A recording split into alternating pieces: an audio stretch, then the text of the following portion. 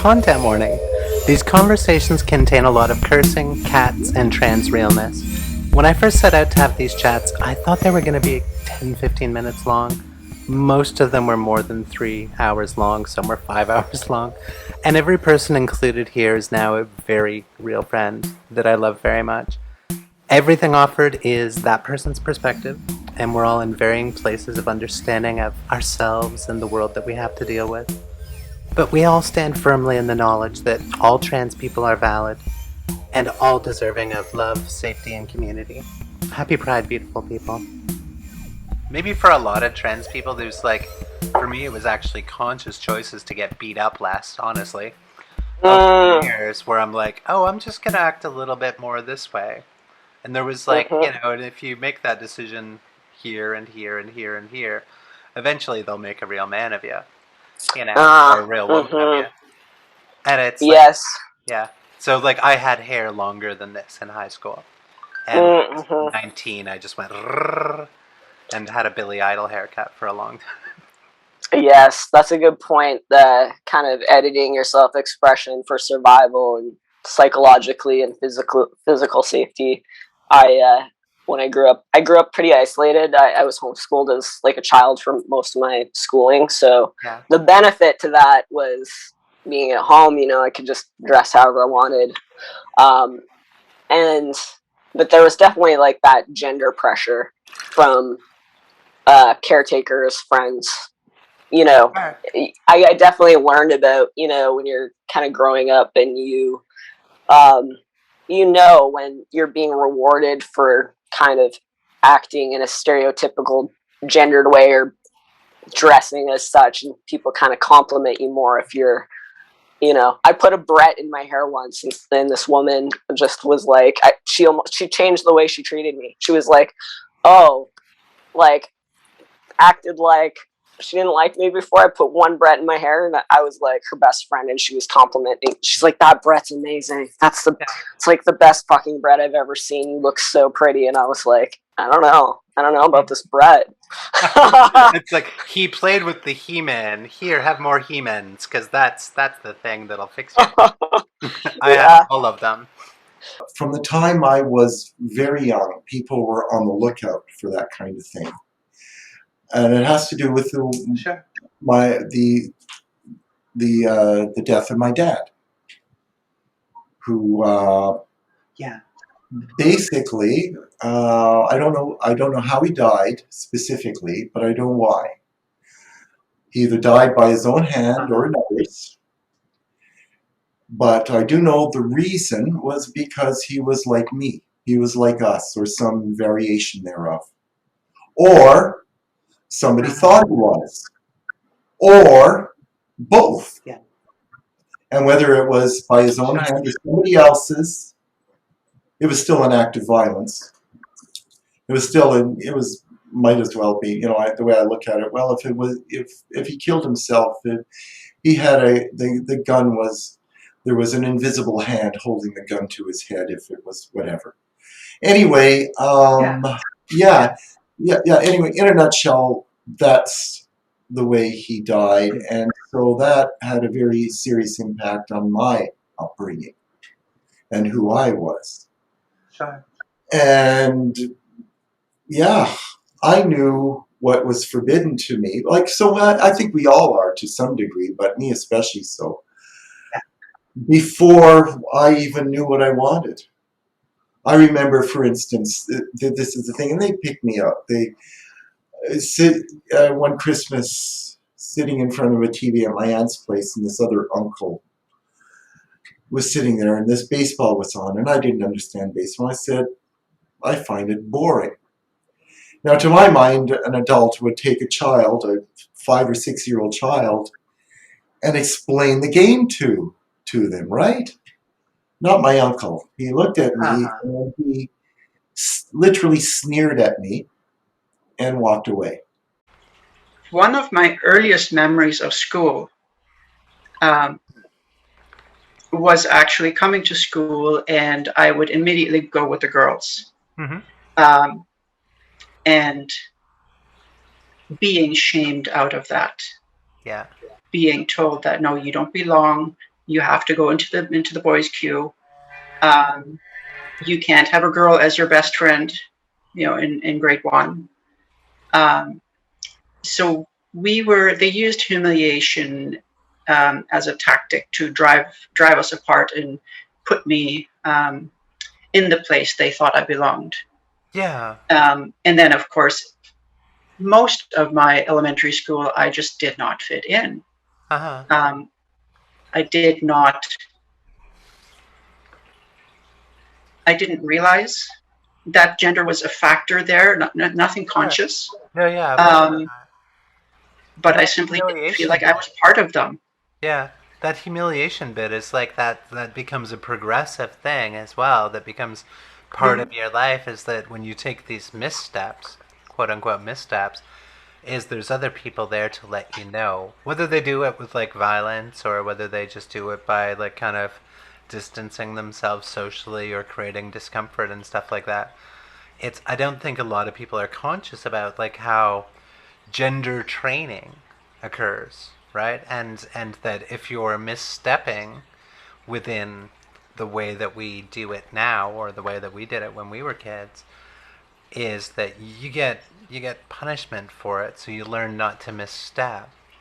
And I've had people like kind of express that I was really good at being a man, which I look back on and I'm like, nah, I was not. But that like the act of it, just knowing me now and knowing me then, they're like, how?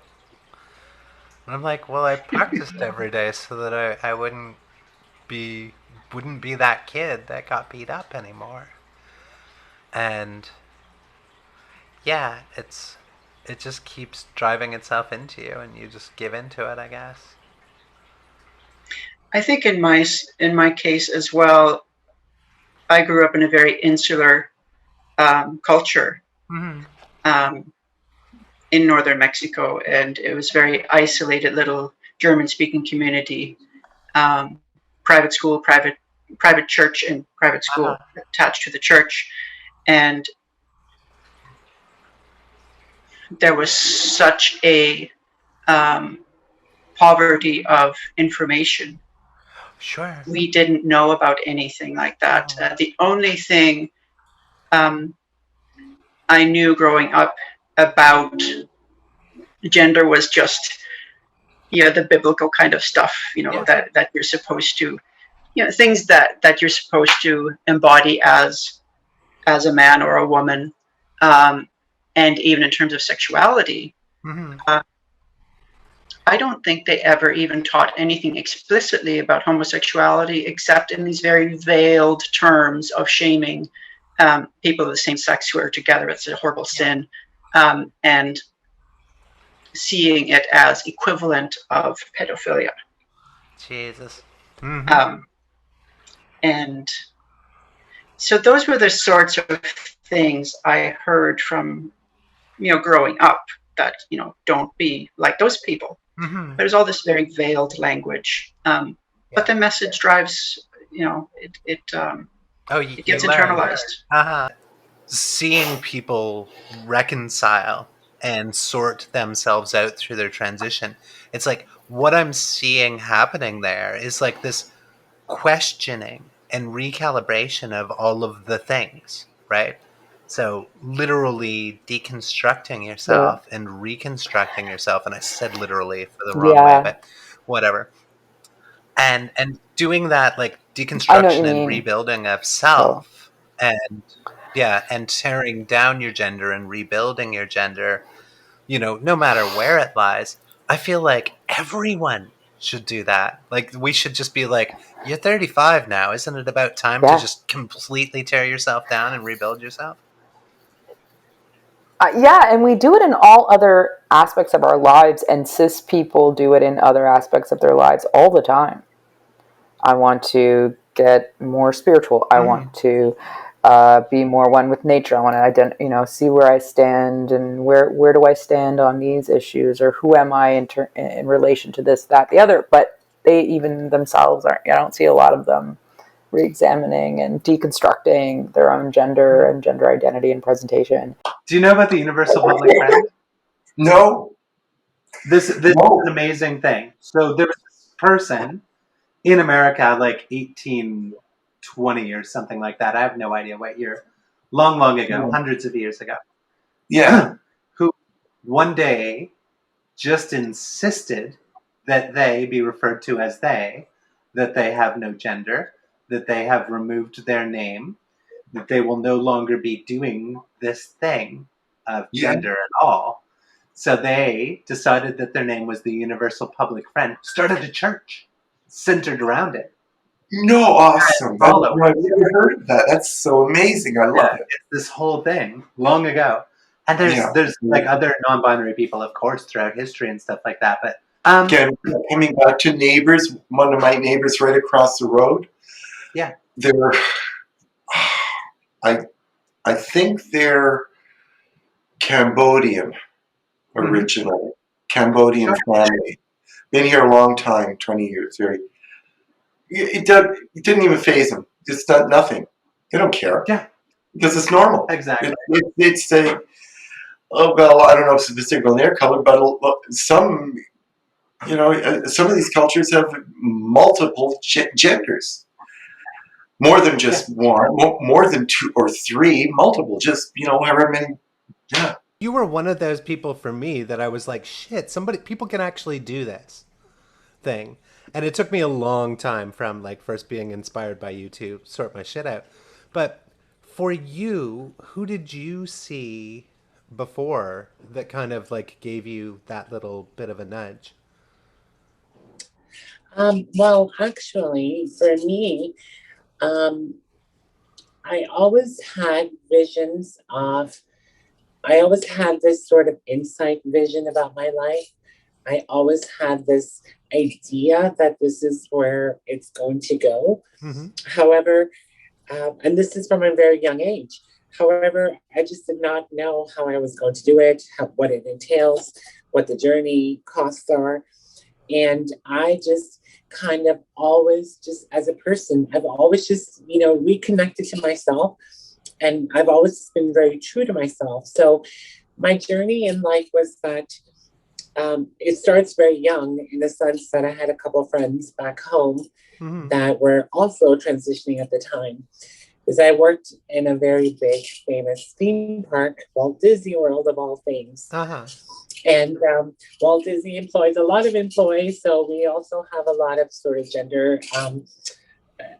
We also have so many gender minorities that work within Walt Disney. Mm-hmm. So I was actually exposed to another woman, Emmy Williams. And if she ever watches this, she's one of those people that I knew back in the 90s. Yeah. And I would love to reconnect with her. But she was my first inspiration. Mm-hmm. She was a lot older than me. And I was her support system. And she would call me her little baby daughter because I used to look up to her since she was already living in public, doing her makeup daily, having the challenges of like facing society. And because I was so mesmerized by her courage and her fearless attitude, she was definitely my stepping stone, knowing that I can also live my authentic life. Uh-huh. And so it started pretty early. Then I had the good luck of knowing a couple of trans women when I was in my early 20s, and they were extraordinarily, shockingly beautiful. And I was like, that's never gonna be me, and trying to figure out my path to overcome those hurdles. For you, was there a point where you were looking at somebody that kind of not gave you permission, but gave you a little bit of inspiration to find your path in this stuff? Within, like I was saying earlier, more intimate relationships with non-binary people, whether it's just really connecting and speaking about it and just talking about how fucked up gender is. And uh-huh. Yeah, a lot of it is not been where I looked externally to validate myself. I think, I don't know if that is a non-binary thing or genderqueer thing, and it's possibly because, like I said, there's not a lot. I haven't been exposed to enough of it out in sort of the media world. I think that knowing that my being so open and so loud and proud has possibly saved someone's life, has Honey, it's possibly helped impacted them to mine transition. massively. Like, seriously, thank you. Thank you. I know Honestly, this is our first time, like, really properly talking, but you've been somebody that's just kind of there, right? And it just existing. And I knew that you existed and that you were doing good. And seeing that, really, I'm going to fucking bawl my eyes out again, but thank you. I'm sorry. Yeah. Thank you. Thank you. That's the reason. That was just the reason, because I always thought to myself, I thought if I ever had a platform that I would do something, because when I was growing up, I didn't have people I could look up to. But now, Dakota, we have incredible shows like Pose. Oh, sure. Who portray trans women as real women with feelings, and they're three-dimensional characters, and we didn't have that when we were growing up. And so for me, I think and I'm so grateful that now in this generation, after all the hard work I put in, shows like that exist. Not that I made that show exist. I don't mean that. But I mean, like, Ryan Murphy, I would like some residuals, bitch. Nice. But you've been part of this, like, greater thing that at one point it was like a couple of people, and then it's a couple more, then it's like a dozen, and by the time the 90s came around, you started seeing people out and about and actually existing, and it's like finding out that it's between 1% and 2% of the population are trans, and maybe even more than that when we start counting non-binary and identities, and and people who are just like, oh my god, fuck gender, I'm so tired. But also think about the fact that people say a lot of times that, oh, there's more trans people now, there's more gay people now. No, there isn't. We're just not killing ourselves.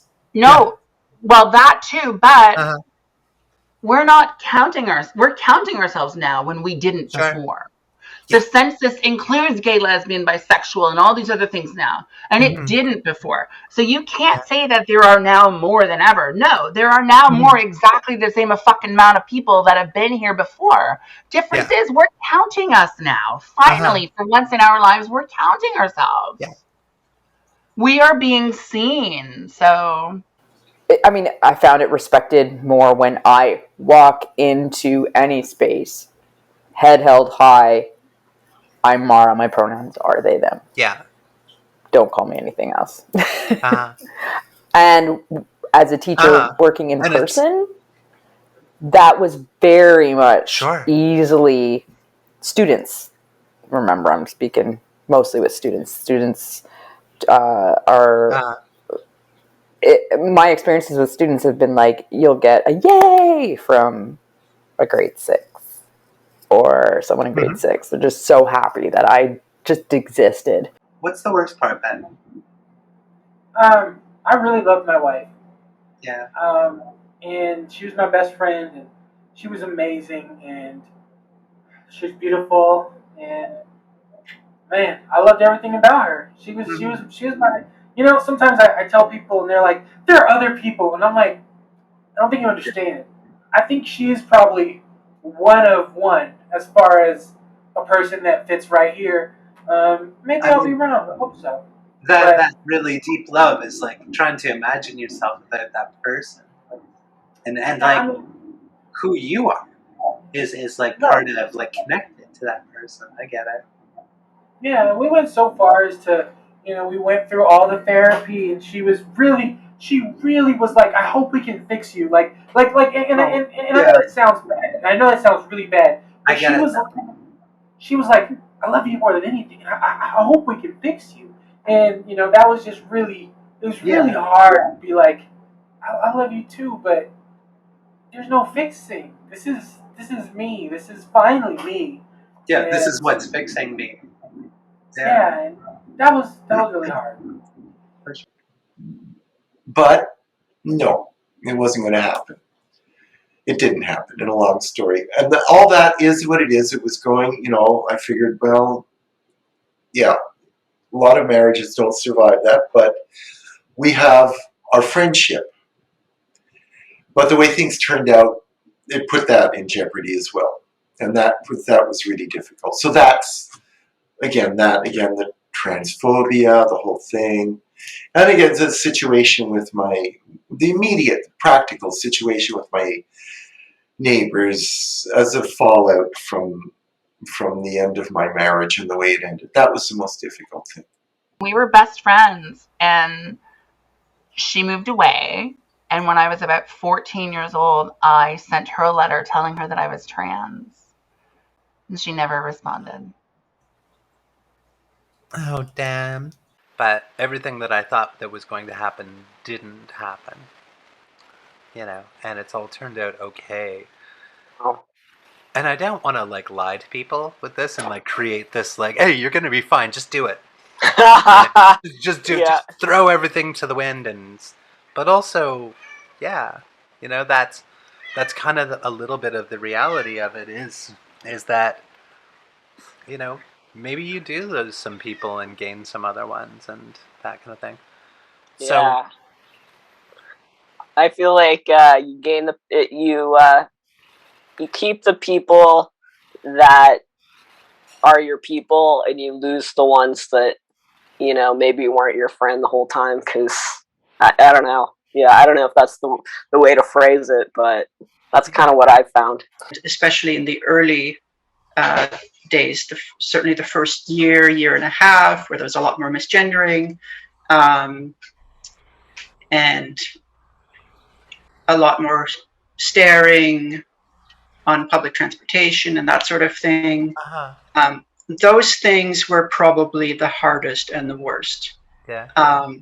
I've been incredibly fortunate that I was able to move along as I have. Uh-huh. And that a lot of those things faded away a lot. Yeah. At one point I was like, it's going to be 1 in 40 bus trips that you get called tranny. I was like, that's about how the ratio is. And now it's 1 in 100. Progress. Mm-hmm. And it's I've reached the point, to go back to that righteousness thing or that confidence thing of just, knowing that other people are wrong, and really embodying your own validation and knowing that truly deeply it hurt a couple of times. I'm not gonna lie, but I realized that it was hurting because of ego. I was like, I don't look as good as I want to look in this moment. That's what was hurting me. It's not that some asshole said tranny, but just that I was like, oh, I'm glaringly not passing at the moment because I didn't put effort into my makeup today or something like that. So I was taking it onto myself and using it to abuse myself. Which you don't want to join team with assholes. 1998, my niece was born. I was outside of Chester's in downtown Hamilton on King Street. I was at an after-hours club doing copious amounts of drugs, and I needed some fresh air because the after-hours had too many people in it. And I walked outside, I walked across the street, and 4 guys came around the corner in a car. One guy grabbed one arm, one guy grabbed the other, and all 4 of them kicked me in the face. They shattered my jaw here, and they shattered my jaw there. And it was the year that my niece was born. And that was probably the hardest thing for me. Because, girl, have you ever tried to eggplant with a jaw wired shut? It's not cute. Jesus Christ. Well, so... Oh, God, fuck you. You laugh or you cry. Have you ever noticed, Dakota, let me ask you this. Have you ever noticed that as trans people, as trans women, we tend to turn our deepest pain into the best humor? Oh, God, yeah. I think there's a comedic revolution to come. It's we're tired of the attack helicopter jokes and going to just take over comedy at some point. It's so tired of people being like, I'm so sorry that happened to you. No, I'm not sorry that it happened to me. It happened. It's done. It's over. Yeah. Let's move past it. I only told you because I trusted you. Sure. Let's move past. Right? Do you Yeah, ever yeah. notice you have to do that on such a regular basis? What's been the best thing? The best thing is just being able to be in touch with myself Yeah. and not having like, as a male or pretending to be a male. I like to say I cosplayed as a male. Yeah, nice. And that I'm a very bad cosplayer. One of the things that was the hardest for me is really being like, oh, bro, yeah, let's do football. Yeah, bro. Like that was really difficult because, I would go through a hard time and I'd be like, all I want to do is, put on my PJs and curl up in the bed and watch sad anime. But, oh, no, dudes don't do that. Dudes don't. Or I would, I don't know. It's just everything. I found out how much of my life was performative bullshit, and that I was really, really trying hard. Like something that this is America, so there are guns. Something that I'm not super duper into is guns. But in order to be a man, GM, you had to know how to shoot. You had to like to hunt, and you had to. And so I was like, I love to hunt. I love guns. But reality, I wasn't into it. And now I'm able to just say, no, I don't want to do that. And everybody's cool with it. So also, complimenting women on, their attire is something I really like to do. Uh-huh. And before I'd be like, oh, that's a beautiful dress. And they're like, are you going to hate crime me? And I'm like, no, honey, it's just a really nice dress. Like, I wish I could wear a dress like that. And they were like, the fuck is wrong with you? Are you a man? Yeah. Have you found women exceedingly welcoming and caring and, Yeah. and like welcoming you to like being sisters? Yes, and I love Isn't that that. amazing? It is really cool. I never forget. I used to not have very many women best friends because I was always like, they'll find me out. Even when I was super cis, like felt like I was super cis, I was always like, no, they'll find out that I want to be a woman, or that I'm a woman, and they'll find out that I'm soft and that I'm all squishy inside, other than this hard man thing. And so Yeah. I didn't have women friends. But I never forget. I was with my best friend, and we were getting ready to go to a party, and I think this was a year into my transition, and I was looking rough as fuck. Every time I look at my pictures a year back, I'm like, Oh, oh, I get honey, you look rough. And I was looking rough, and she was like, Queen, you look beautiful. And she meant that, like as a real compliment. Yeah. And she's also African American. And so, she's like, well, I'm going to change my clothes. And I was like, oh, I'll go in the other room while you change. She's like, why? We're still talking. Exactly. Like, we're still engaged in a conversation. And I was like, but you're. She's like, you got him too. And I was like, okay. And it was a real good experience. That is a huge question. Oh, I know. But at base, just simply the joy of being, Uh-huh. of simply being me, and unfolding, and watching myself unfold and seeing people's reactions to that unfolding. It's been great. Yeah. I think for a little bit I thought that joy was actually like, oh, I'm not self-destructing now. And so I thought that I was just reaching a base state. Instead, I'm like way up here, and I'm like, oh, I'm actually happy. I don't remember that.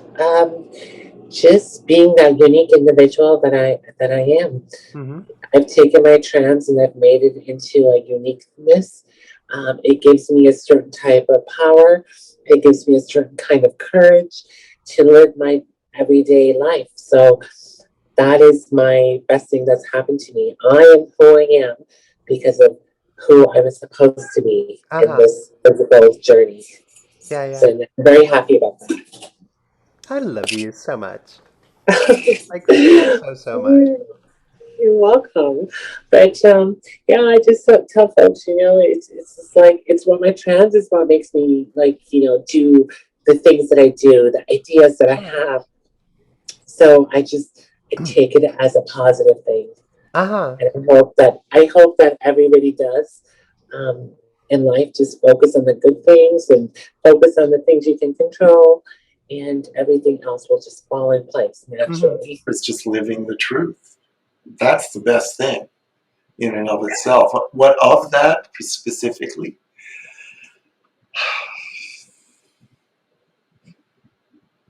Well, one of the most deeply satisfying things is something I mentioned to you before, is that my relationship with my daughter is on a sure footing that it was never on before.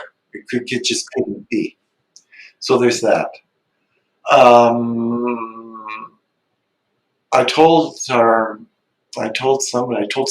last night, I said, I think my brain works better on estrogen. I really like that.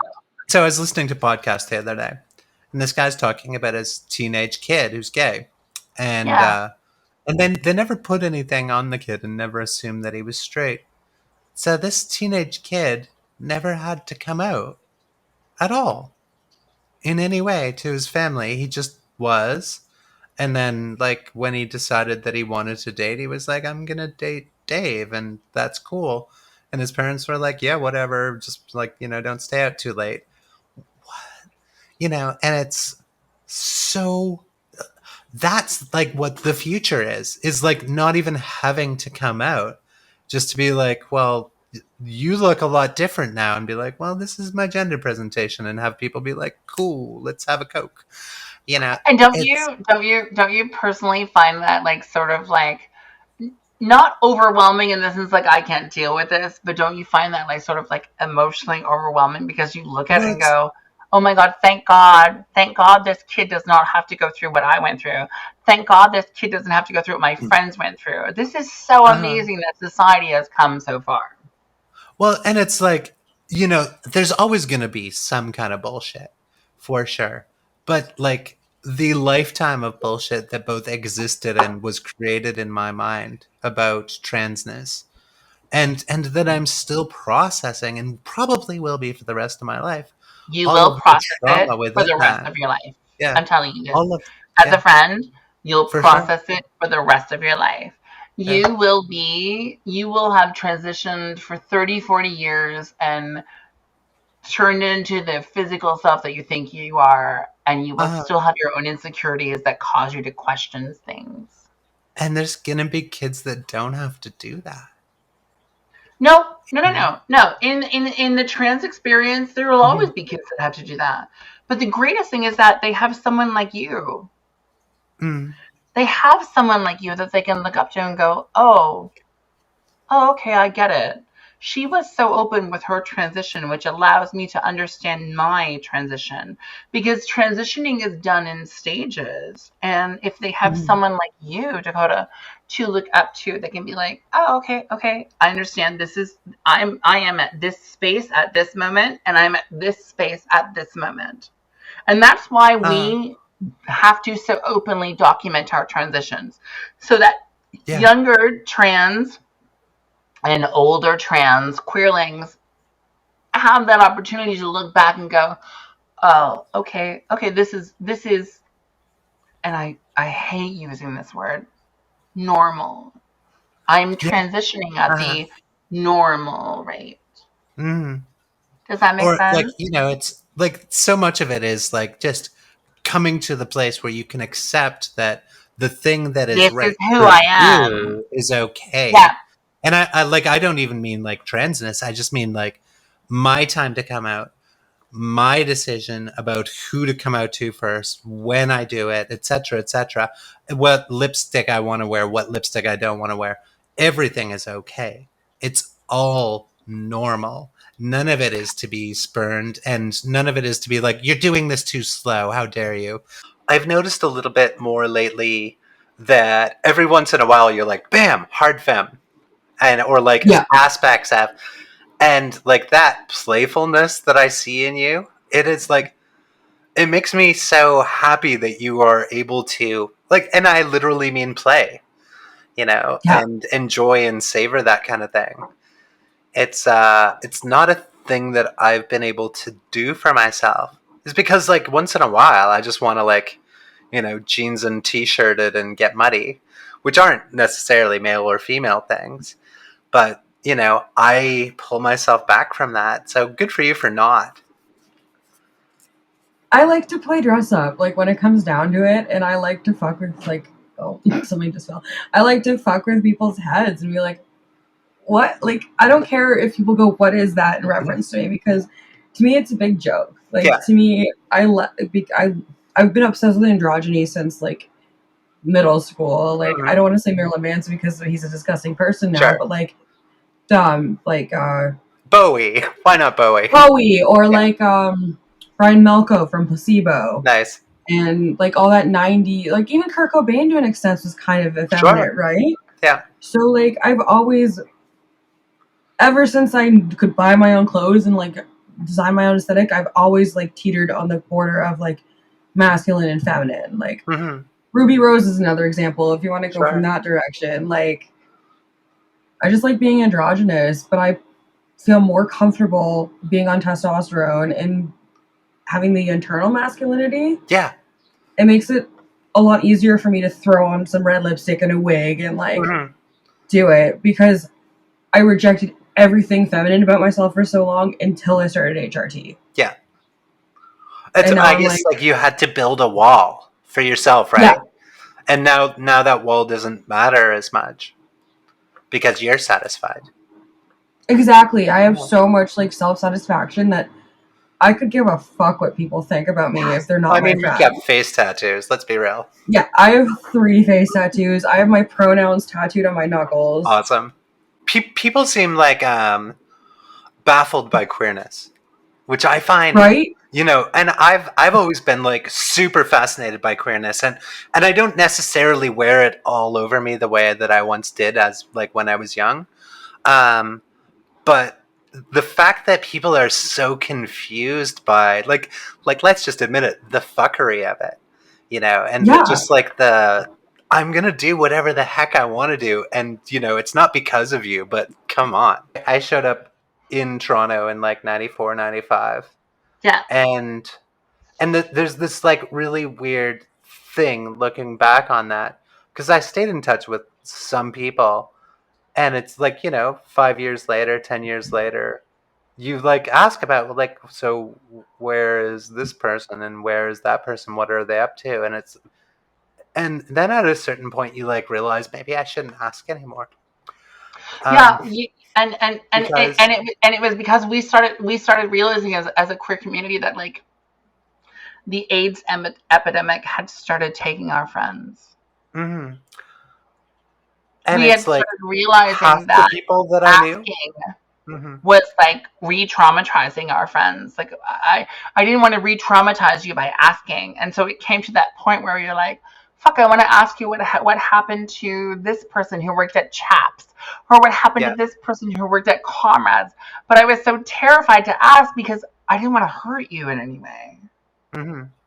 And it's like there were just like so many, like particularly, I don't know what it is. There was something like magic about that. That was the first time in my life where I ever actually felt free, right?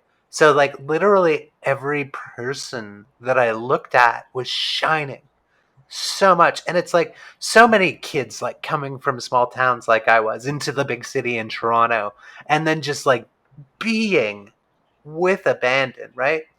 And you're like, wow, what happened to her? And but you felt like you felt a sort of kinship. Yeah. You felt home. And for queer people, it's so difficult for us to feel home.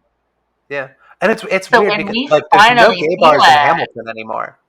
Right. And so when we finally feel that kinship of home, we latch on so easily. We're just like, oh my God. I think it was like the first spaces that I gave myself permission to just like exist in, right?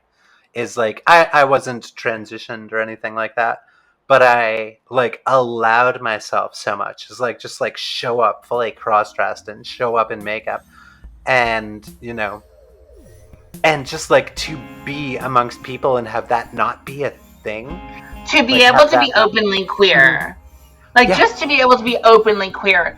Cisgendered, cis heteronormative people will never understand what it's like just to be able to be in a place, in a fucking space. I'm so sorry, I didn't mean to start. In a place where we feel accepted. Cisgendered, cis het normal, they'll never understand that.